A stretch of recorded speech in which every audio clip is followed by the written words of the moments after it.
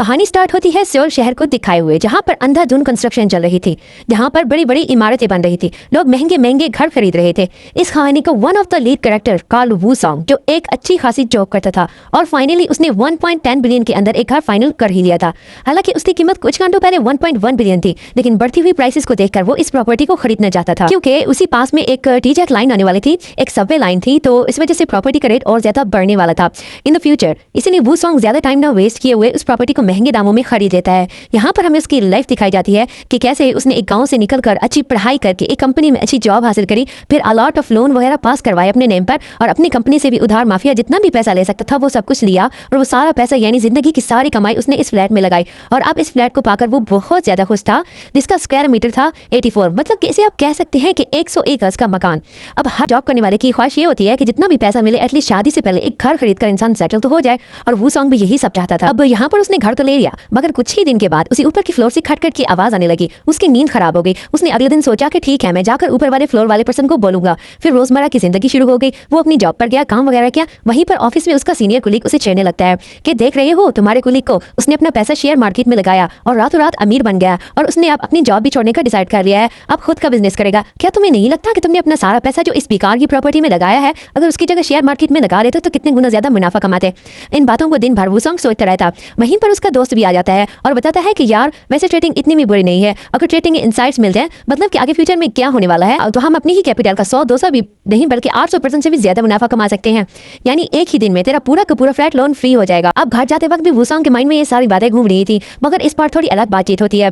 घर आने पर उसके दरवाजे पर नीचे यानी कि 13 फ्लोर वालों ने नोट्स छोड़े हुए थे कि हमारे बच्चे की पढ़ाई चल रही है, उसके एग्जाम है, तो तुम शोर मत करो क्योंकि मेरे बच्चे डिस्टर्ब होते हैं। अब यहाँ पर वो सॉन्ग सोचने लगता है कि शोर मैं नहीं कर रहा, शोर तो मेरे ऊपर यानी 15 फ्लोर से आ रहा है। आखिर नीचे वाले मुझे क्यों चिट लगा लगा कर परेशान कर रहे हैं। रात को बेचारे को भूख लग रही थी। वो घर से बाहर निकल जाता है थोड़ा नाश्ता पानी लेने के लिए, और वापस आकर नहा धोकर सोने की कोशिश करता है, मगर लाइट चली जाती है। अब इस गई हुई लाइट के बाद अब ना तो वहाँ पर ठीक से पंखा चलता है, ना ही एसी था, लाइट्स वगैरह भी बंद थी, तो अब वो ऑलरेडी परेशान हो गया था। अगेन वो खटखट की आवाज उसे सोने भी नहीं देती। नीचे 13 फ्लोर से एक औरत निकलकर उसके दरवाजे पर चिट लगाने ही वाली थी कि इस बार तो वो सॉन्ग उसे बोल ही देता है, देखिए ये जो खटखट की साउंड है ये मैं नहीं कर रहा, आप चाहें तो मेरे रूम में आकर चेक कर सकती हैं, ये आवाज ऊपर से आ रही है। वो लेडी कहती है कि अगर मेरे हस्बैंड घर पर आ गए और उन्होंने ये आवाज फिर से सुन ली तो तुम्हारे साथ अच्छा नहीं होगा, इसलिए तो ये खटखट बंद करो या फिर अपने ऊपर वालों की प्रॉब्लम खत्म करो, क्योंकि हमारा उनसे कोई लेना देना नहीं है। यहाँ पर वो सॉन्ग घर आता है, थोड़ी देर सोचता है तो उसके दिमाग में आता है कि ठीक है खटखट से तो मैं भी परेशान हूँ, तो क्यों ना ऊपर वाले फ्लोर वाले पर्सन को बोल ही दूं कि तुम इस शोर को बंद करो। वो ऊपर जाता है 15 फ्लोर वाले पर्सन को मिलने के लिए, जिसका नेम होता है जिंग हू,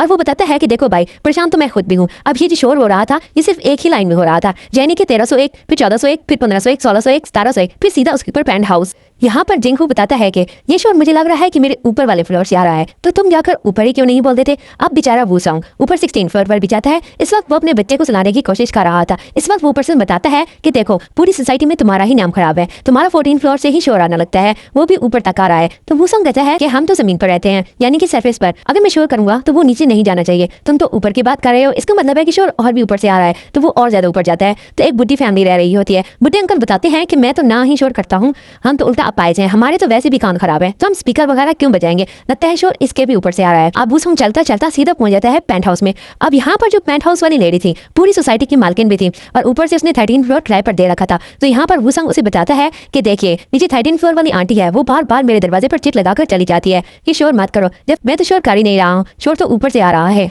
तो यहाँ पर सोसाइटी ऑनर जिनका नाम होता है उनवा, वो बताती है कि ये जो बिल्डिंग है ये बेसिकली लोड बेयरिंग वॉल के थ्रू बनी हुई है, यानी कि एक जगह भी शोर होगा तो पूरी बिल्डिंग में सुनाई देगा। इसके अंदर पहले जैसा ईंटों और पत्थरों का इस्तेमाल नहीं हुआ है, ये लोड बेयरिंग वॉल्स थोड़ी अलग टाइप की हैं। और रही बात ये 13 फ्लोर वालों की जो तुमसे परेशान है, तो देखो वो किराएदार हैं, हम भी उनसे बहुत ज्यादा परेशान हैं, हम बस उसे निकालने ही वाले हैं, तो सिर्फ 2 महीने की ही बात है, जैसे ही उनका कॉन्ट्रैक्ट खत्म होगा तो वो चले जाएंगे, तुम्हें कोई परेशान नहीं करेगा। और अगर तुम ज्यादा परेशानी हो रही है तो मेरी तरफ से मैं तुम्हें एक गिफ्ट देना चाहती हूँ। बेसिकली उसमें करीब लाख रुपए थे, जो एक तरीके से वो सॉन्ग की 1 महीने की किस्त थी। इन पैसों को पाकर वो बहुत खुश हो जाता है कि थोड़ा खाना वगैरह लेकर आता है, वो खाता है, तो नीचे आकर देखता है कि अपने 14 फ्लोर पर किसी उसकी साइकिल पंचर कर दी थी, यानी कि ये वो लोग होंगे जिनको उनके साउंड से परेशान होंगे। अब सुबह आकर वो सॉन्ग सोचने लगता है कि अगर मैं शोर कर ही नहीं रहा तो नीचे शोर कहाँ से आ रहा है। इसी बीच उसका फ्रेंड आकर उसे बताता है कि यार वो कोलीग जो था ना, जो शेयर मार्केट के अंदर चला गया था, मुझे इसकी सारी इनसाइड पता चल गई है। मैंने एक दिन उसे खूब दारू पिलाई और दारू पिलाकर उसका फोन अनलॉक करके कुछ स्क्रीनशॉट ले लिए, जहाँ पर मुझे पता चला कि ये एक सीबॉक नेम का ट्रेडिंग ट्रेड, अगर हम इसे ले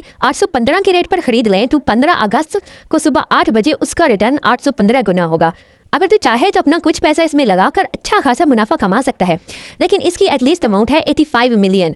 वो सॉन्ग सोचता रहता है कि यार मैं ये कर्जा लूं कि ना लूं, पहले से ही घर का लोन तो चल ही रहा है, ऊपर से घर के खर्चे, ऊपर से और चीजें, और मुझे गाँव मेरी माँ को भी पैसे भेजने होते हैं, तो क्या ये रिस्क लेना भी चाहिए या नहीं। वो इस लोन को लेने से मना कर देता है और ट्रेडिंग के बारे में नहीं सोचता, मगर फिर भी कहीं ना कहीं दिन भर लोगों से बातें, और एक बार तो उसका एक्सीडेंट भी हो जाता है घर पर खाना ले जाते वक्त। तो वो फाइनल कर लेता है कि ऐसी घुट घुट कर जीने वाली जिंदगी को वो अब नहीं जिएगा। तो वो सॉन्ग सोचता है कि वो 85 मिलियन का जुगाड़ करके इन्वेस्ट करेगा।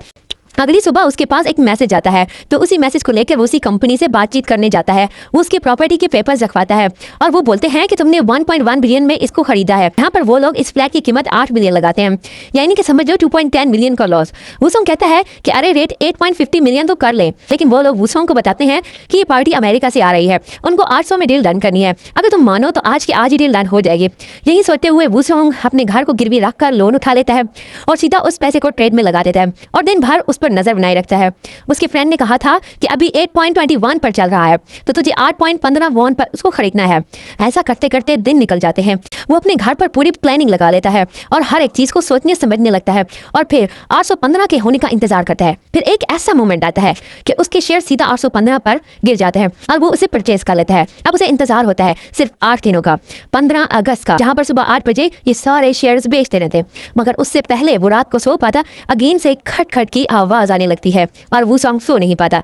ऐसा 1-2 दिन होता है और अब तो नीचे वाले फ्लोर वाले भी उसे आकर बोलने लगते हैं कि आखिर तुम ये शोर बंद कब करोगे, सभी ने तुम्हारा नाम लिया है। लेकिन वो सॉन्ग रात को अपने घर जाता ही नहीं है, नीचे खड़ा होकर सिगरेट पीने लगता है। तभी 3rd फ्लोर वाली आंटी जी के हस्बैंड थे, वो उसे कहने लगते हैं कि लाइटर है क्या और तुम यहाँ पर क्यों खड़े हो। उसके बाद क्या होगा, आखिर खटखट की आवाज आती कहाँ से है और ट्रेडिंग में क्या वो मुनाफा कमा पाएगा, क्या होगा उसका, क्या होगी उसकी लाइफ, ये सब जानने के लिए मेरे चैनल को सब्सक्राइब करके नेक्स्ट पार्ट का वेट करें।